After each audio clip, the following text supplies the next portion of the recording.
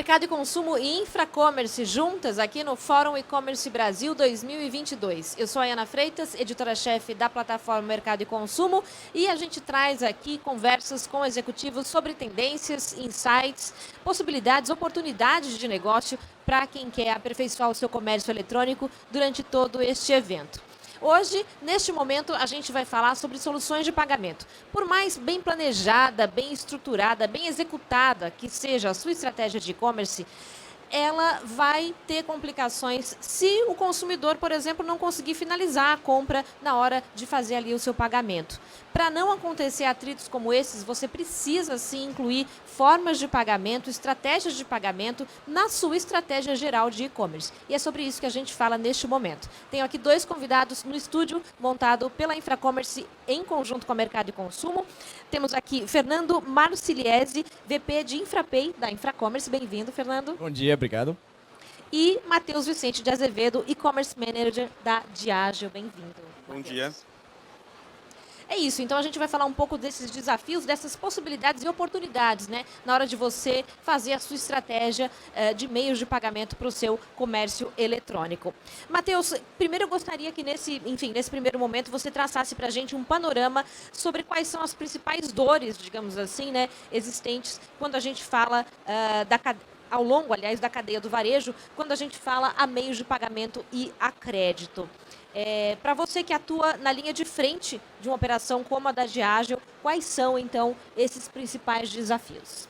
Bom, acho que, ainda mais no período pós-pandemia, no qual o aumento do consumo online cresceu muito, atrelar muito bem as estratégias de pagamento a uma estratégia de e-commerce é super importante. A gente vê um momento em que cada vez as informações das pessoas estão mais disponíveis, ocorreram uma série de vazamentos de dados. Então, você ter muito bem estruturado quais meios de pagamento você possui, como você atende seu cliente, como que você vai conseguir diferenciar o cliente que é bom do cliente que necessariamente é ruim, que está tentando cometer algum ataque a seu site. Acho que isso é um dos pontos principais que a gente tem aqui como estratégia. A gente, junto com a Infracommerce, a gente conseguiu criar um plano muito bem executado de melhoria de indicadores, no qual a gente conseguiu aumentar as nossas aprovações, olhando muito exatamente, separando quem que era consumidores que já utilizavam, quem eram novos consumidores, criando estratégias automatizadas que identificavam eventuais ataques de fraude. E acho que traçar isso dentro de uma estratégia de e-commerce é primordial.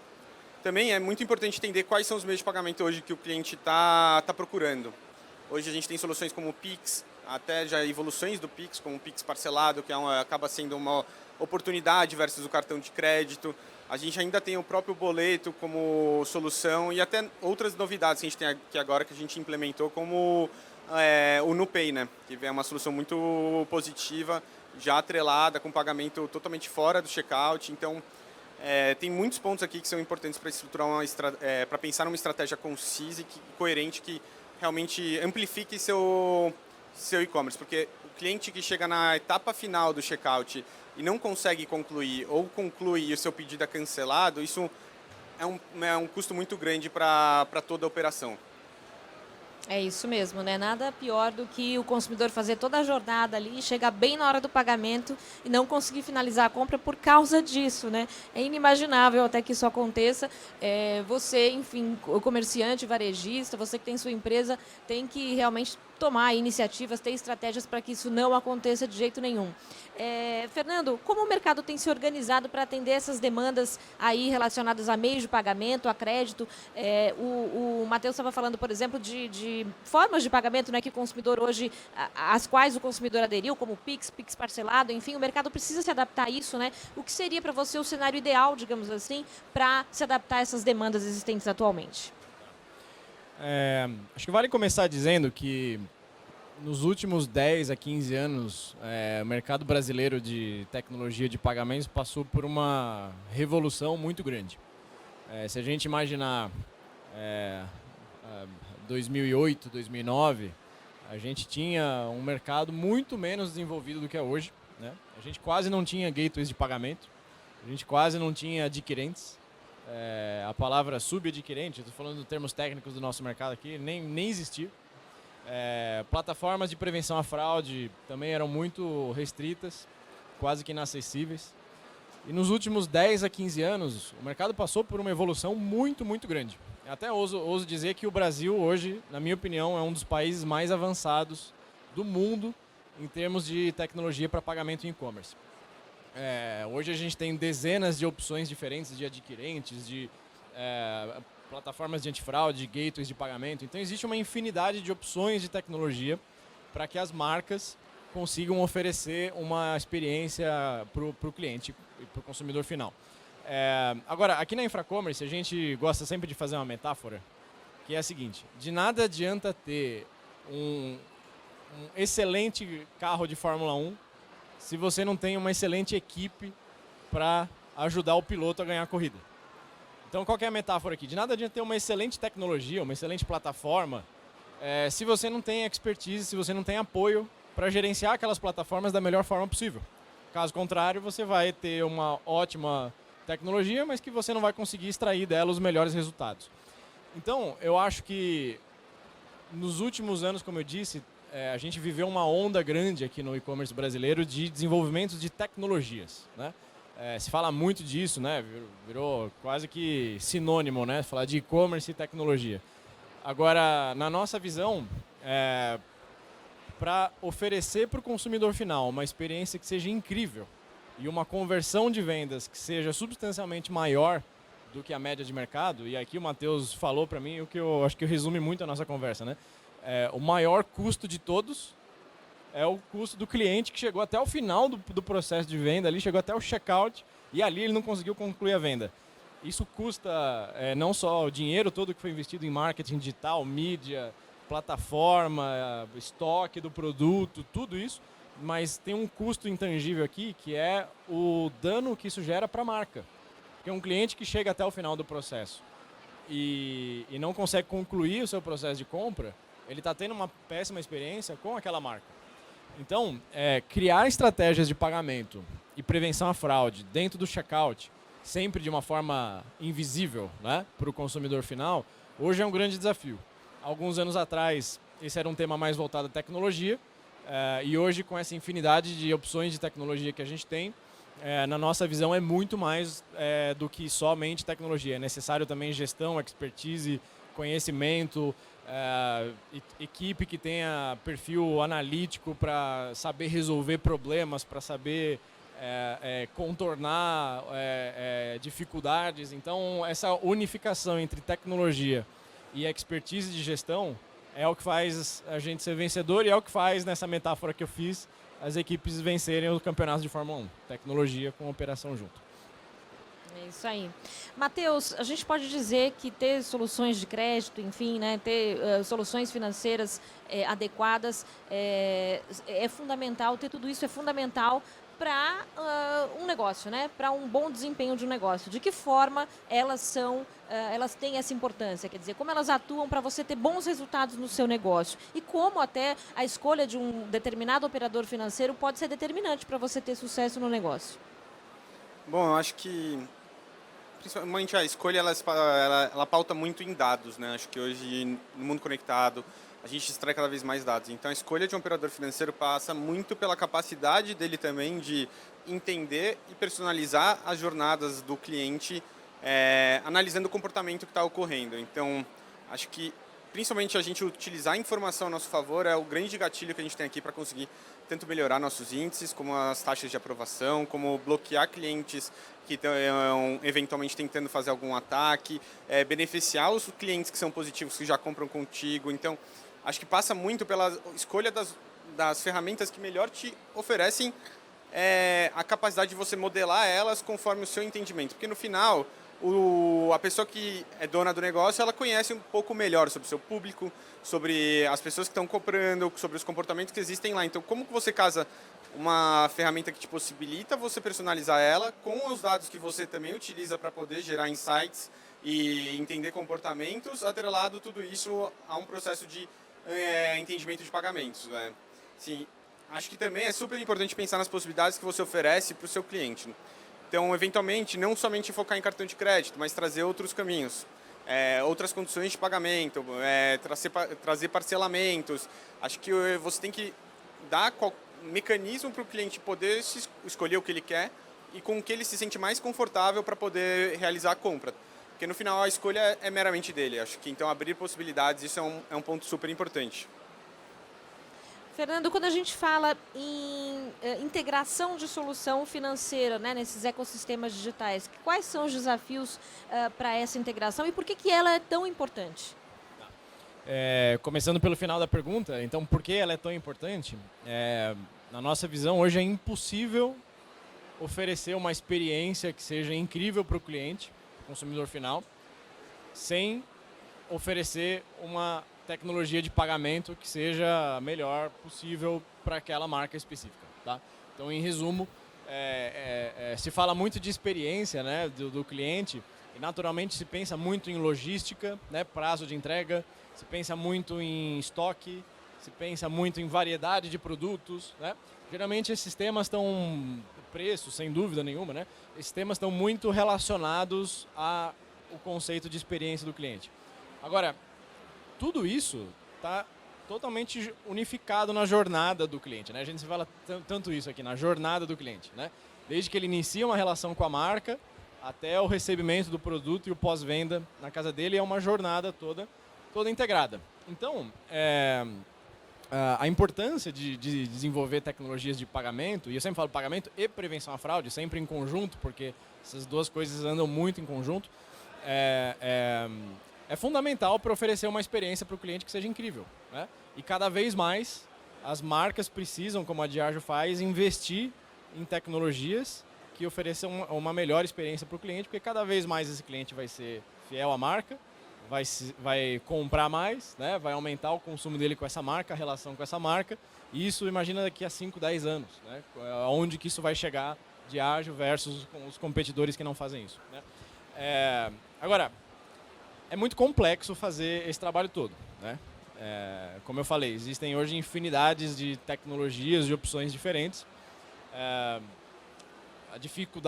Uma das dificuldades é escolher qual é a melhor para o seu negócio. Né? E existem várias tecnologias diferentes adequadas a negócios diferentes. Né? Só para citar um exemplo aqui que o Matheus puxou bem, a gente falou de Pix. Né? Pix hoje já é uma realidade absolutamente difundida dentro do e-commerce. Né?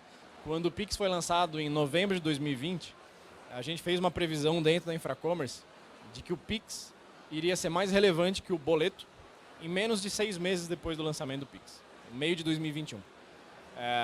Algumas pessoas acharam que a nossa opinião era muito arrojada, mas foi exatamente isso que aconteceu. O Pix, em menos de 6 meses, tomou o espaço que o boleto demorou mais de 30 anos para construir no e-commerce. Né? Em média, as vendas com boleto oscilam entre 15% e 25% nas vendas de e-commerce. O Pix, hoje, nas centenas de operações que a gente tem dentro da Infracommerce, e Diageo não é diferente, já tem uma representatividade maior do que o boleto. E por quê?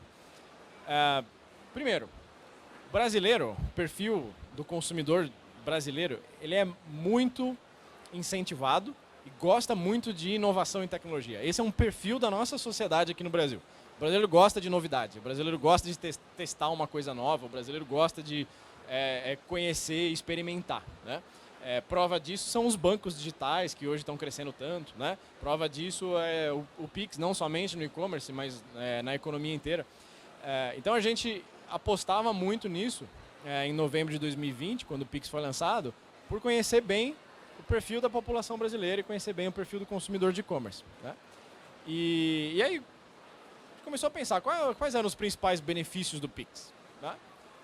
O Pix é mais barato que o boleto, sim, é verdade. Tem algumas coisas ali que são interessantes, mas principalmente o Pix oferece uma experiência de pagamento muito melhor do que um boleto. Aliás, quem gosta de pagar boleto é meio maluco, né? Eu pago boleto todo dia. Fica lá digitando código de barra, ele erra, né? E tem que fazer de novo. É um inferno aquilo. Né? Tenta ler com a câmera do celular, não dá certo. Nunca funciona. Eu tento todo dia, o aplicativo do meu banco é excelente, mas nunca funciona a leitura do código de barra. É uma experiência tenebrosa. Então, além do Pix ter uma experiência que é muito sofisticada, um dos maiores benefícios, que era um pouco invisível ali quando o Pix foi lançado, mas a gente conseguiu ter essa visão ali no princípio, é o fato disso acelerar a entrega do produto para o cliente. Porque imagina só quem fazia uma compra com o boleto. Pensando num exemplo aqui.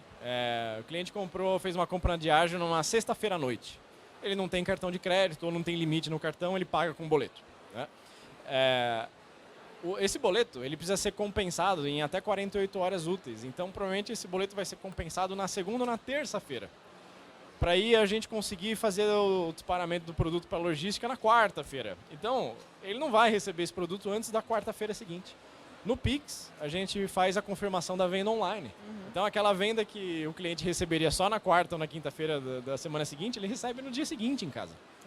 Então, olha só, esse aqui é um exemplo que mais tangibiliza a relevância de meios de pagamento dentro da experiência do cliente, né? O Pix não é somente um QR Code. O Pix não é somente uma tecnologia legal. O Pix é muito mais do que isso. O Pix é uma revolução que já aconteceu, não é nem que está acontecendo, né? Já aconteceu ao longo de 2021 dentro do e-commerce. Da mesma forma, a escolha dos gateways de pagamento, a escolha dos adquirentes, a escolha das plataformas de antifraude também é tão sensível quanto esse exemplo que eu dei de Pix, porque existem, como eu falei, diversas opções hoje, mas cada opção, cada marca, cada negócio, cada segmento da economia tem uma necessidade diferente. Por exemplo, o segmento de bebidas, onde a gente trabalha juntos aqui, é um segmento que, infelizmente, pelo perfil e pela relevância das marcas, é muito visado por fraudador. Muito mais do que segmentos como vestuário, como alimentos em geral, né? Bem de consumo. Então, parte do desafio que a gente teve em conjunto aqui, e a gente trabalhou muito a quatro mãos aqui, Matheus junto com a gente e o time dele, é de estabelecer as melhores customizações possíveis dentro das políticas de pagamento, para que a gente consiga maximizar a conversão de venda do cliente. Então, a gente falou aqui sobre separar os clientes bons dos desconhecidos, separar aqueles clientes que já têm uma relação com a marca, daqueles clientes que ainda não têm uma relação com a marca. Então, estruturar esse processo todo com base em informação é muito, muito complexo de se fazer. Geralmente, grandes marcas não conseguem fazer isso sozinhas, precisa de apoio para fazer esse trabalho, por isso que a gente faz a quatro mãos.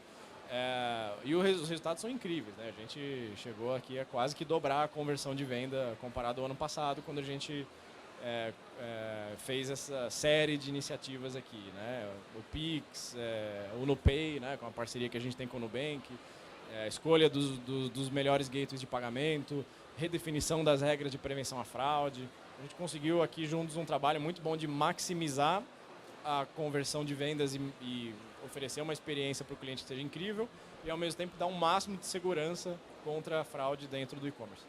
Acho importante também falar só, principalmente quando a gente fala do trabalho que a gente realizou, é entender que o processo de pagamento ele não é somente aprovou ou não aprovou, ele tem todo é uma construção de médio e longo prazo, é algo que você precisa incentivar bons consumidores, para você ganhar relevância, para você ganhar notoriedade, para você ganhar scores positivos. Então você precisa muito trabalhar muito, passar um pente fino muito bem em quem são seus consumidores. Se a gente olha um consumidor que ele já é constante, que ele já tem frequência, ele não vai passar pelas mesmas réguas de antifraude toda vez dentro do processo. A gente já tem o histórico dele, a gente já construiu essa base, a gente já entendeu o perfil dele. Já um consumidor novo, ele vai passar por uma régua um pouco mais rígida, que vai olhar para ele realmente se ele tem o perfil de consumo, se ele é um cliente verdadeiro, se não é um ataque. Acho que isso foi muito bem construído aqui entre nós, a quatro mãos. Entender o consumidor, conseguir separar diferentes tipos de consumidores que a gente tinha, como que a gente conseguia alavancar, entender perfis e movimentos que ocorriam também dentro do comportamento, e também para aqueles consumidores que a gente acabou sendo um pouco mais rígido, ter outras opções, trazer Pix, trazer NuPay, trazer outros mecanismos também que possibilite ele realizar uma compra e assim criar esse histórico. Assim. Tudo é sempre autonutrido, então a informação ela é sempre guardada, armazenada, e isso ajuda no input para ser uma melhoria constante. É um trabalho que ele não mostra seus frutos logo de início, mas no médio e longo prazo, se muito bem realizado, os resultados são incríveis. É muito importante isso que vocês comentaram da quase que a personalização, né? Até quando você fala em prevenção de risco, né? Prevenção de fraude, quer dizer, você saber quem é o consumidor que já é o seu cliente e aí agir com ele de uma certa maneira, facilitando a jornada dele. E o outro que está começando, obviamente, você ter ali alguns passos a mais para então ele se tornar aquele cliente fidelizado, né? Isso é fundamental de fato. Eu queria terminar aqui fazendo algumas perguntas para os dois, na verdade. E aí cada um com a sua visão da sua área, enfim, de acordo com o ponto de vista de cada um e da área que atua e até da experiência profissional que vocês têm. Mas duas perguntas que serão as mesmas para os dois, tá? Primeira, os principais obstáculos que um gerente de e-commerce precisa considerar quando pensa em soluções financeiras. Primeiro, Matheus. Bom, acho que um dos obstáculos aqui que a gente tem, principalmente pensar na solução, é entender seu público, entender qual que é o perfil de consumo, qual que é a recorrência que essa pessoa tende a fazer um consumo, como que ele se relaciona com a sua marca, como ele está envolvido dentro de toda essa jornada, para aí você definir qual vai ser a sua estratégia. Assim, a gente fala hoje de Pix parcelado, cartão de crédito, parcelamento, mas é também você se entender como empresa, como você consegue organizar isso tanto dentro do seu fluxo de caixa, como que você alinha expectativas de recebimentos, como você alinha expectativas de fundo de funil ali, principalmente de checkout de aprovação, porque todo um plano é construído em cima da aprovação, do resultado final. Então a gente precisa entender desde o acesso que vem a engajamento, bounce, outras métricas de e-commerce, chegando no checkout até a conversão.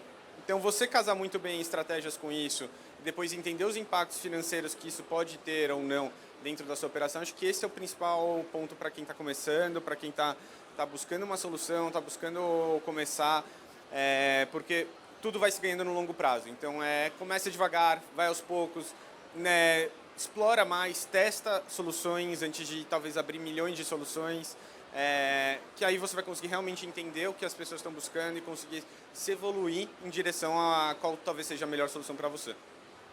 E para você, Fernando, pensando nesse gerente de e-commerce aí e o momento em que ele vai começar a pensar, né, em soluções financeiras, quais são os obstáculos que ele tem que levar em conta? Bom, eu acho que nada melhor do que ouvir o Matheus aqui, que tem uma experiência super vasta nisso, né, e representa uma das maiores marcas do mundo aqui. Então, concordo e assino embaixo com tudo que ele disse aqui. Talvez só complementando com um tema que a gente falou aqui na resposta anterior, informação e dados, né? Isso é fundamental. Hoje, quando se fala de marketing digital, quando se fala de e-commerce, né, é impossível pensar em uma gestão que seja vencedora sem ela estar ancorada em dados, números e fatos, né? Acho que essa é uma das maiores transformações até do marketing nos últimos anos, né? Antigamente os marketing eram os 4Ps, etc. Acho que o marketing mais tradicional ainda é muito valioso, mas o marketing digital hoje, o marketing mais moderno, ele leva em consideração dados e informações para tomar essas decisões aqui que o Matheus comentou.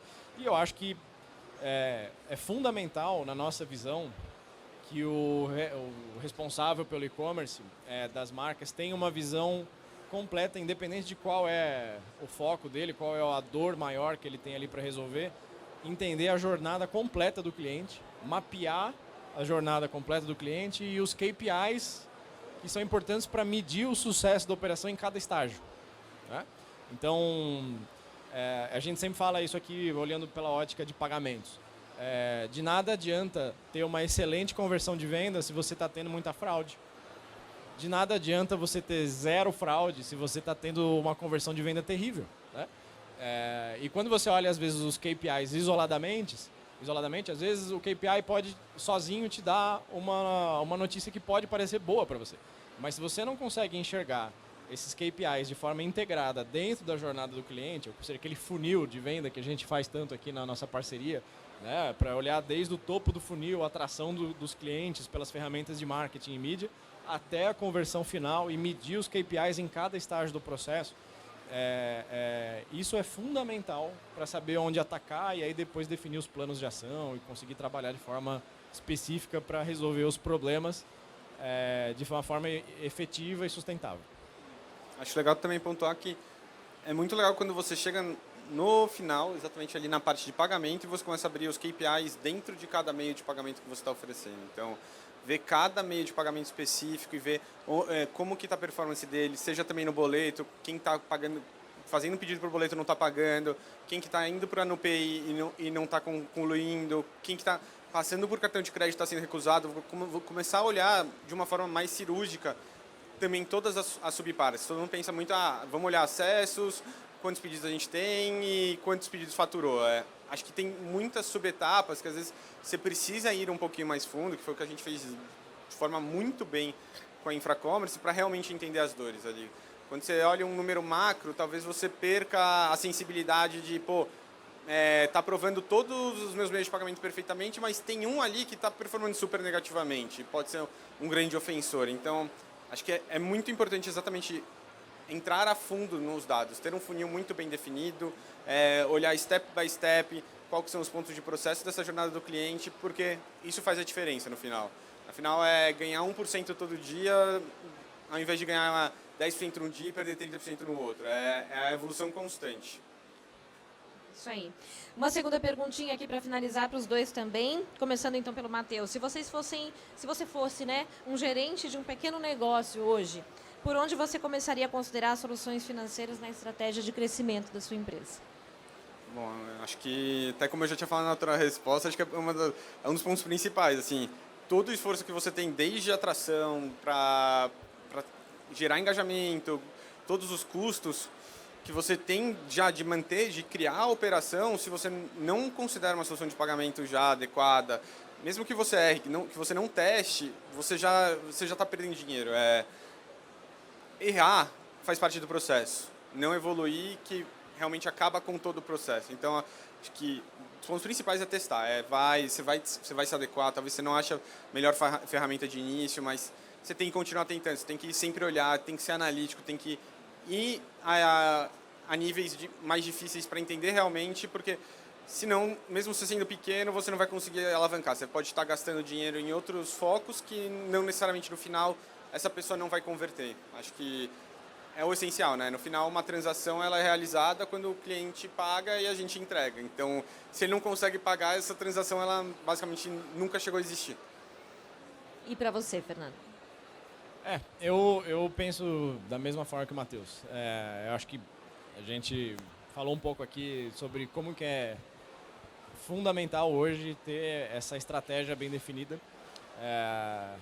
Acho que não é nem mais uma questão de opção, de ter ou não uma estratégia. Acho que é uma obrigação de ter uma estratégia. E acho que, como o Matheus falou aqui, a gente faz muito isso também na infra, né, de testar as coisas, né? Testar e medir. Testar e medir, testar e medir e melhorar, testar, medir e melhorar. É quase que um processo, é um processo recorrente mesmo, quase que um mantra, né? Testa, mede, melhora, testa, mede, melhora, porque... não existe um manual, né? Não existe um manual. Não existe a fórmula secreta que você vai chegar lá e vai implementar e dar sucesso. Se acontecer isso, muito bom, mas... é raro, não dá para acreditar em unicórnio. Exatamente. E o que funciona para a Diageo pode não funcionar para uma indústria de eletrônicos, para uma marca de vestuário, assim como o que funciona para outras marcas aqui pode não funcionar para a Diageo, porque o perfil do consumidor é diferente, né? A relação do consumidor com a marca é diferente para cada marca, para cada segmento. Então, eu acho que quem procura uma resposta fácil para problemas difíceis vai quebrar a cara, infelizmente, né? São problemas complexos e testar, medir e melhorar esse processo é bastante, na nossa visão, é a melhor forma de obter sucesso. E o sucesso é medido dessa forma mesmo que a gente imagina. Melhorar 1% a cada dia e não melhorar 10% num dia e perder 30% no dia seguinte, né? Porque depois o trabalho que você vai ter para recuperar os 30% que você perdeu é muito maior. Então, fazer as coisas sempre com uma visão de longo prazo, né? Sabendo que o resultado das ações vai vir no médio e no longo prazo. O resultado não vai vir no dia seguinte, infelizmente. Precisa de paciência, né? E precisa, como a gente falou, testar e medir cada etapa do processo para conseguir saber onde ajustar e onde mexer. Voltando no meu exemplo da Fórmula 1, né? Eu gosto, não sou muito fã, mas eu gosto de Fórmula 1. Quantas experiências que a gente já não vê aí de equipe que começa o ano muito mal e depois vai melhorando ao longo do ano e ganha depois no final, né? A equipe começa com um carro mal feito, mal estruturado, o carro é bom na reta, mas não faz curva, ou é bom na curva, mas não faz reta, o motor explode. Acontece isso na Fórmula 1, que a gente está falando que são os melhores engenheiros do mundo, o problema acontece. A questão é a capacidade que esses caras têm de aprender com o erro, melhorar, e não vai melhorar na corrida seguinte, às vezes vai melhorar 3, 4, 5 corridas, mas eles estão sempre medindo. Você olha, né, quem gosta de acompanhar a Fórmula 1 é só olhar ali o quanto de painel que esses caras têm pela frente. É só número, é só dado. Também tem que tomar um cuidado para não levar isso ao pé da letra e também virar como a gente falou, o professor Pardal, né? Que mede um monte de coisa, mas não consegue tirar conclusão nenhuma. Então, tem um bom senso ali também para chegar nesse tempo de gestão também, para não ir para muito um outro extremo dessa outra coisa. Acho que a gente teve também um sucesso muito bom quando a gente sentou para repensar como a gente atuava. A gente definiu 3 KPIs que a gente queria atingir, que a gente considerava que era viável, que eram condizentes com as expectativas que a gente tinha e com a ambição que a gente queria. E no momento que a gente decidiu aqueles 3 KPIs, a gente falou, se a gente melhorar esses 3 aqui, eles vão refletir em uma série de outros que são frutos deles. Isso conseguiu dar um norte muito grande para a execução do nosso projeto que a gente fez. Então, acho que é importante você ter um foco, independente se você está começando ou se já está avançado, você ter uma expectativa. O que você acha que tem que ser os KPIs que a sua empresa tem que entregar dentro do plano dela? Acho que isso é super importante e você traçar e seguir sempre buscando aqueles KPIs. No momento que você põe o norte, você define, se a gente chegar a isso, isso e aquilo, a gente vai conseguir chegar nos resultados que a gente quer, você já tem um bom caminho, assim. Aí é questão de adaptação, é questão de você testar, é questão de você ver o que se melhorou ou não melhorou e também ter um pouco de paciência, porque são projetos de médio e longo prazo, você tem que olhar. E por isso que eu acho que ter o norte é o mais importante dentro dessa busca. Acho que vocês resumiram muito bem aqui, né? Ter a estratégia, que é fundamental ter, como disse o Fernando, não dá para pensar em não ter, né? Mas é muito bom também ouvir alguém da Diageo, que é uma empresa super grande, você pensa, não, a Diageo sabe exatamente o que quer, sabe exatamente como chegar lá, mas não, tem também a etapa de testar e ver o que dá certo, ver o que não dá, dar um passo para trás, como vocês disseram, algo de médio e longo prazo, né? A estratégia tem que existir, mas tem que ter também ali o pé no chão de saber que as coisas têm que ser testadas, até porque as coisas mudam, né, gente? A gente está num ambiente aí falando de tecnologia e novos meios de pagamento, novas soluções vão surgir a todo momento, como surgiu o Pix e revolucionou o mercado há tão pouco tempo. Obrigada mais uma vez aqui pela presença no estúdio Mercado e Consumo Infracommerce dentro do Fórum E-Commerce Brasil 2022. Fernando Marciliese, VP de Infrapay da Infracommerce, obrigada mais uma vez. Obrigado, gente. E Matheus Vicente de Azevedo, E-Commerce Manager, trazendo aqui o case da Diageo. Obrigada, Matheus. Muito obrigado. E a vocês que nos acompanham, não deixem de nos acompanhar também nos próximos episódios dessa websérie com mais das melhores soluções adotadas hoje no e-commerce, tanto no Brasil quanto no mundo afora. Não perca.